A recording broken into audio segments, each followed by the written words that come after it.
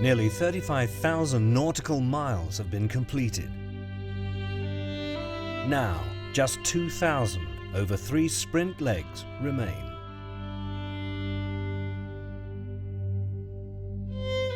But after crossing the North Atlantic to reach Galway, the Volvo Ocean Race fleet has a new challenge to contend with, as the contest moves from traversing oceans to tracking coastlines. Up next, Leg 8's 1,250-mile dash from the west coast of Ireland to Marstrand in Sweden. Pride and place is still very much at stake.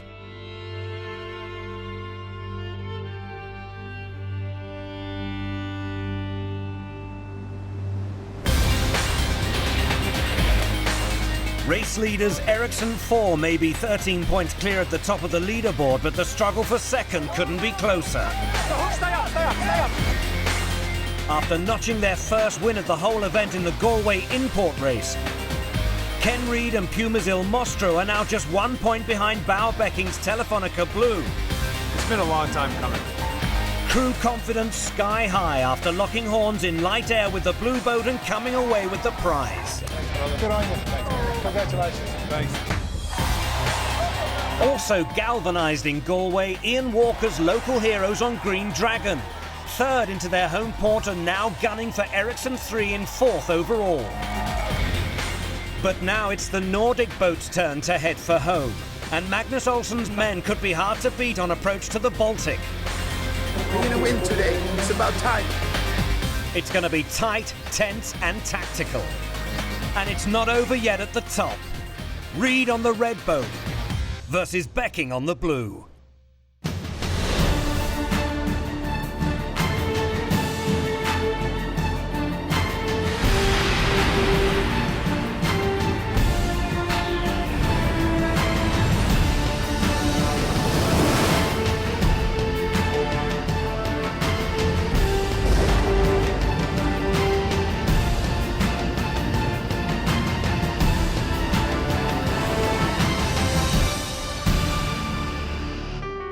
For the 7 crews in the Volvo Ocean Race, the end is in sight, at least in relative terms.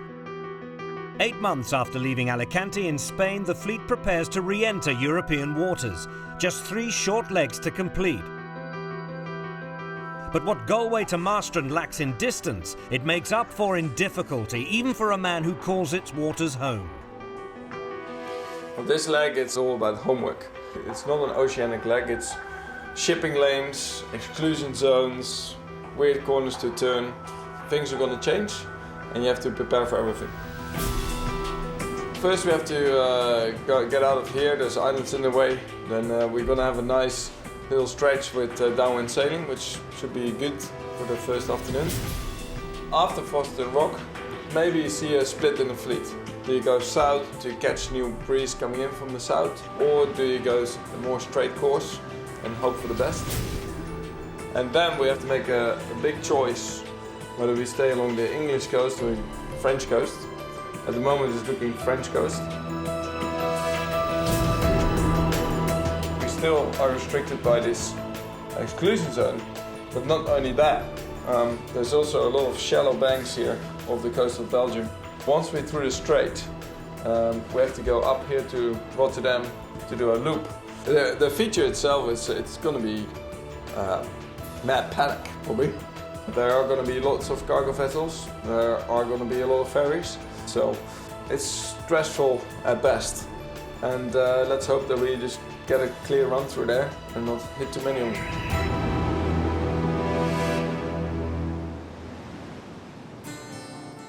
With 3 offshore legs ahead of them in almost as many weeks, as well as a frantic pit stop in Marstrand where no outside help from the shore crews is allowed, the crews have been enjoying their last real opportunity to relax before the end of the race. It's a true island. It was absolutely fantastic. We had a wonderful morning here down in the river with the lads.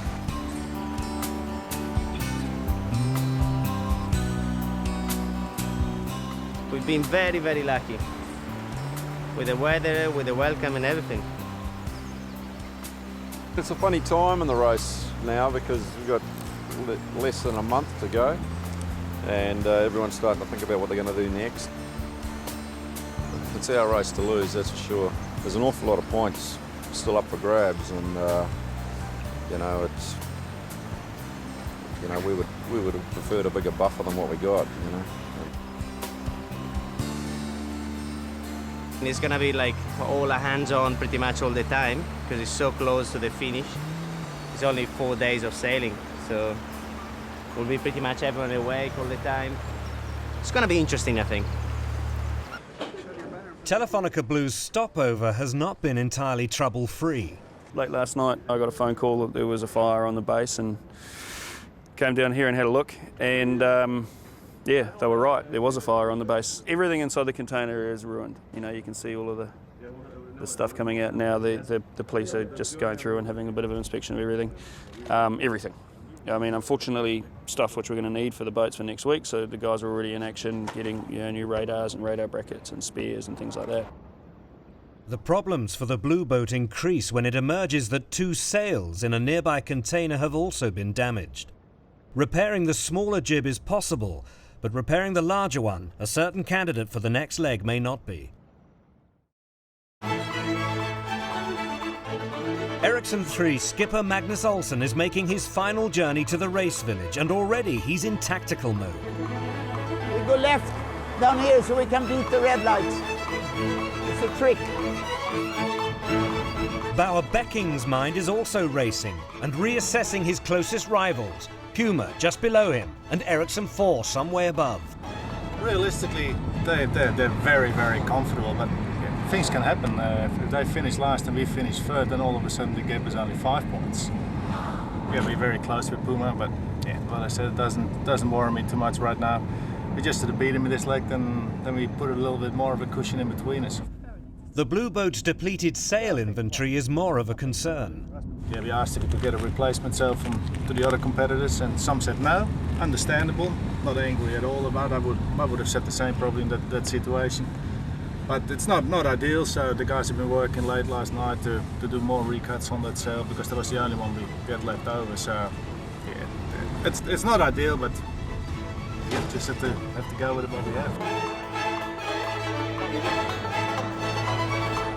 And then through the gate. Open fast, TV is behind me. Following their collision with a whale and a 7th place finish on the previous leg, Magnus Olsen's Nordic crew is a long way off the podium places, but will be pushing hard on the next. This show has to go on, and we are going to Sweden, lovely Sweden. Everybody's going to be happy there. Marstrand, I think, is going to be great. I think it's going to be, if the weather is good, it's going to be a lot of boats, and the whole Marstrand is going to be a fantastic race village for 3.5 days. And a little bit bonding the boats together, even though it could be very critical who is going to win this. E4 or E3. That's okay. Yeah. With the winds building steadily in Galway Bay, the fleet prepares to leave Ireland after a memorable 2 weeks in which ocean racing was embraced by a whole new audience. Obviously, we've had a huge stopover. We've been totally overwhelmed by the reception that we've had, but I think it's been the same for all the teams. Friendships are temporarily suspended. Race-long rivalries renewed. The battle for 2nd and 3rd is back on.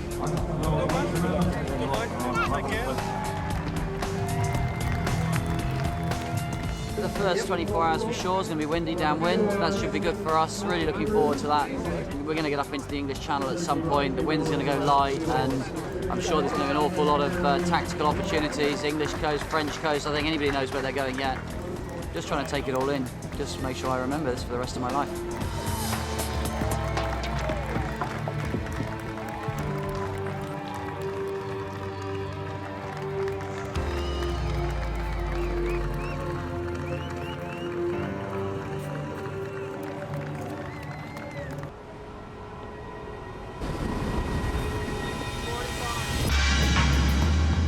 Out on the water, the fleet prepares for the start in a 20-knot northeasterly breeze. 20, 19, 18.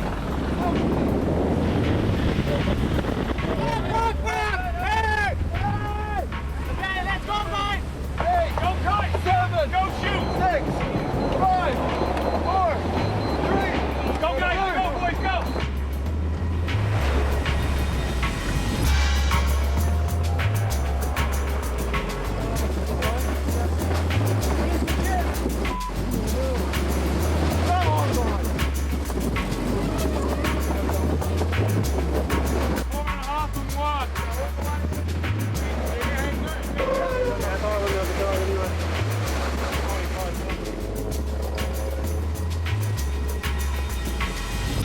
Telefonica Black is the first boat across the line, but Ian Walker's men on Green Dragon delight their new fans by taking the lead soon afterwards and holding it around the first turning mark.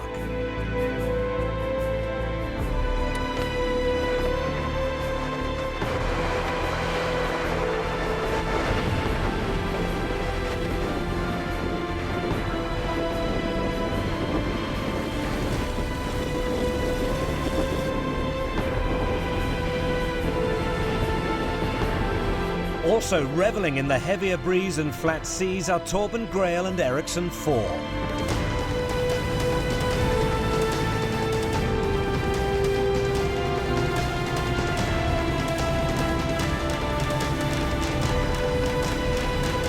The overall leaders overhaul Green Dragon to round the second mark in first position. The loop completed, the fleet surges out of Galway Bay. Ahead of them, a 1,250-mile course strewn with shipping lanes, shifting winds and treacherous tides and currents. The early waypoints, the Aran Islands, the Celtic Sea and Fastnet Rock. The Leg 8 adventure is finally underway.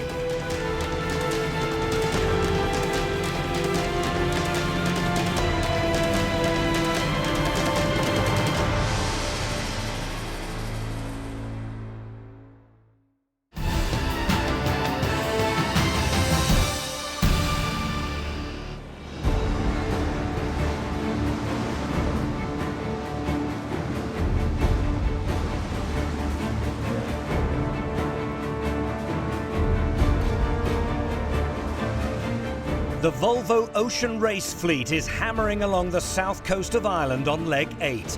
A 25-knot wind at their backs, gusting to 35 and beyond.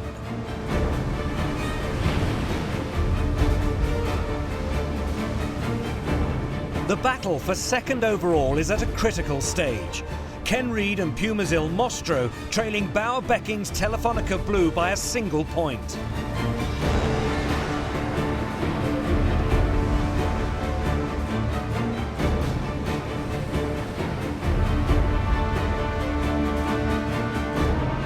Leading the leg and topping the leaderboard, Torben Grail's Ericsson 4 needs only a mid-fleet finish and to avoid serious damage to take a stranglehold on the overall race. But late on the opening day, their poise deserts them.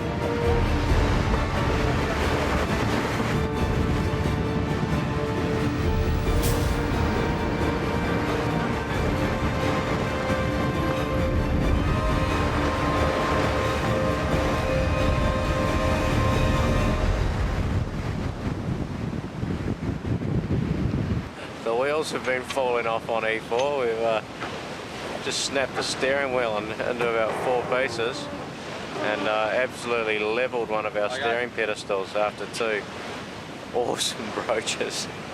2 of the better ones I've ever done.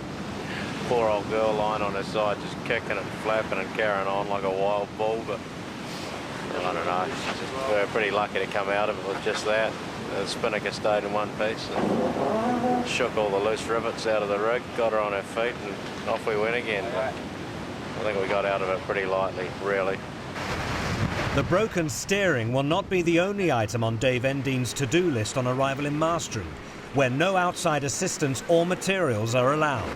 We've got a little problem down below where the aft cockpit floor is laminating away from the hull. So we're taking on a fair bit of water. The conditions are less than ideal at the moment. We're about 30 to 35 knots, running downwind with pretty big spinnakers on, a lot of water over the deck. So a lot of that water is going down below.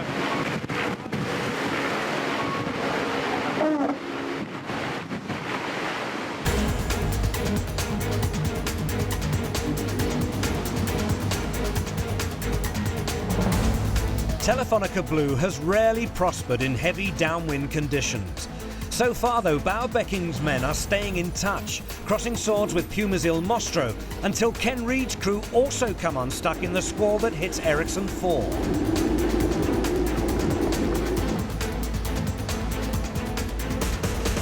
The heavy gusts are also proving a handful on Ericsson 3, but their watch captain is ahead of the game.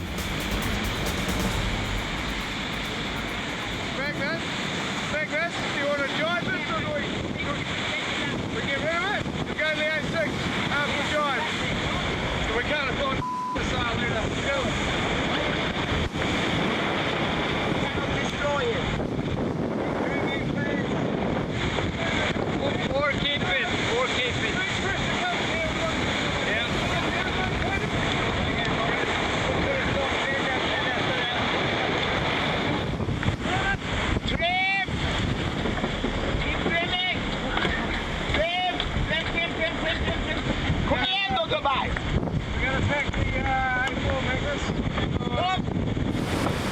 We had a squall an hour ago. It was up to 40 knots, and we had A4 big spinnaker up, and we decided it's better to take it down before we broach or we're going to break it. So that was very good. I think we gained on everybody more or less in that maneuver. I'm very happy. It was good to take it down. 40 knots with an A4 is a little shaky.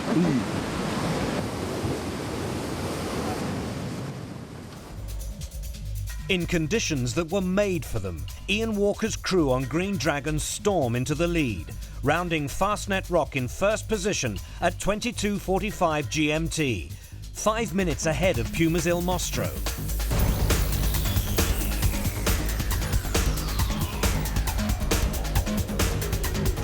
On the morning of day 2, the fleet skirts the Lizard at the southwest tip of England, the boats within sight of each other and 6 miles separating first from last.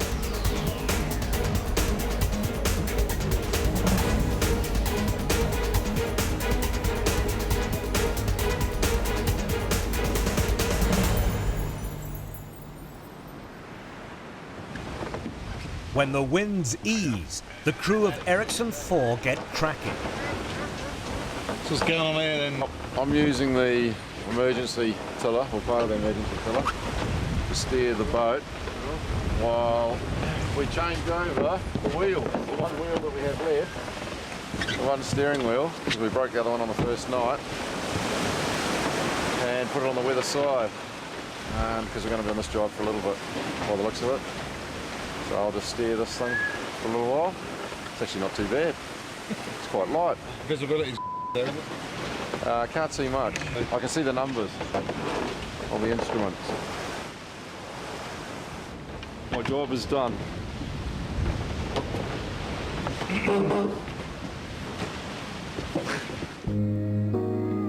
In the race up the English Channel, the lead passes from Telefonica Blue to Telefonica Black, Green Dragon still clinging on to second.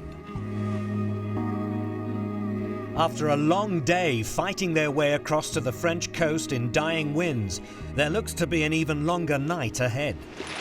I think we're going backwards. We're trying to get round one of the most tidal areas in the world and no wind. Up in this corner here is this famous lighthouse where you see all these photographs of the waves breaking over it. The reason you get those waves is because in this corner here on a spring tide like there is at the moment with a full moon, which means there's more water coming through. So we've got an anchor set up on the foredeck at the moment. We have to wait another 4 hours until the tide changes, and then we'll get swept up the channel. The Nordics are not the only boat to have stalled. It's getting lighter and lighter and lighter. Current's about to change, so we've got it fighting the current round Alderney, Cherbourg Peninsula, so it's not ideal. It's very, very light now as well. After finally extricating itself from the tidal races of Brittany, the fleet starts tacking its way up the French coast. Dave Endine's progress is even slower.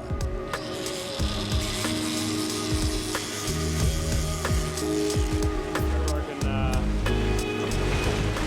1, 2, 3, 4, 5,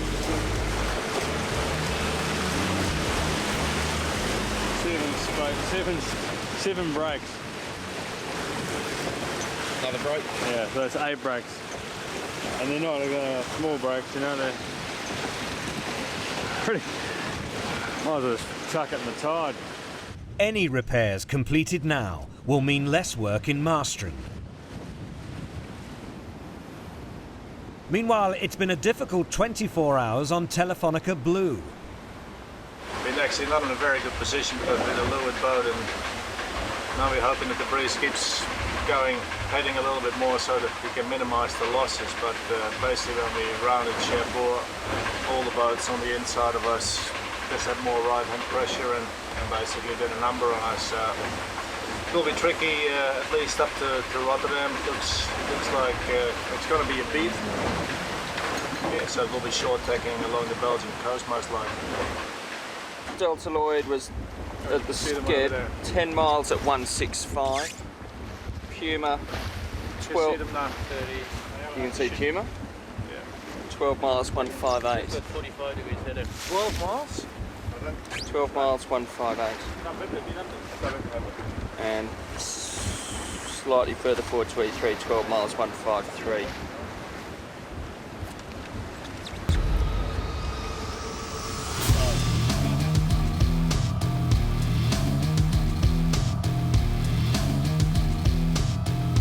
The fleet is heading towards the busiest shipping lanes in the world and the exclusion zone drawn up to keep it away from the southbound traffic. Suddenly, the racetrack becomes a lot more crowded. He's going to go and run down Telefonica for us.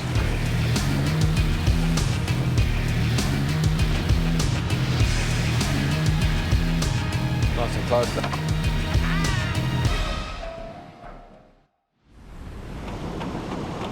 Riding a big easterly wind shift, Ericsson 4 takes the lead. After passing through the Dover Strait, Torben Grail's men are once again the boats setting the pace.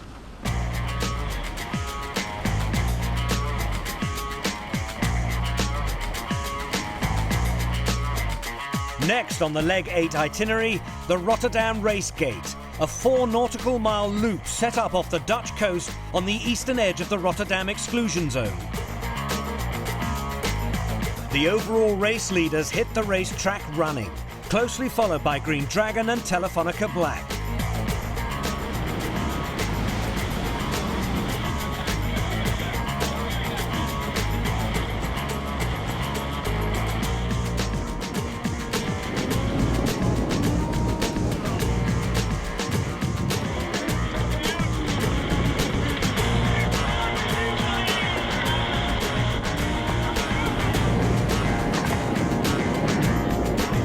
Magnus Olsen's men on Ericsson 3 set the fastest time on the course, but are still the last to leave after a tactical error the previous night loses them nearly 20 miles.